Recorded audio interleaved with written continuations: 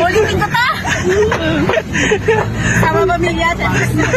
So yun guys, nandito tayo ngayon sa Pasay mag-isa upang itry natin yung pares ni Diwata. And of course, para malaman din natin kung totoo ba yung mga sinasabi sa social media na wala na halos pumipila kay Diwata. And aside from that, pangit ba talaga ang kanyang pares overload? Okay? Yun guys, naggaling pa tayo sa malayo. And of course, titingnan lang natin kung talaga bang sulit ang pagpunta natin dito just for the pares lang. Okay? Siyempre naglakad tayo dito kung ano ba ang merong ambience bago ka pumunta doon sa pares ni Diwata. And yun guys, medyo nagulat din ako kasi nga first time akong napunta sa pares at ganito ang naabutan kong mga tao. Yun guys, hindi totoo yung sa social media na wala nang pumipila kay Diwata. Pero sabi ng mga karamihan na nandito na unlike daw before, mas marami talagang pumipila sa kanya. And of course guys, tindahan natin tong pares niya.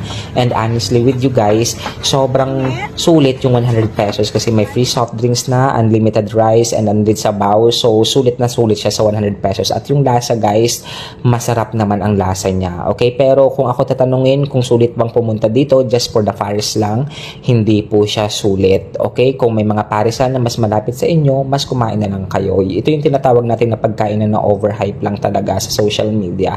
Pero the quality is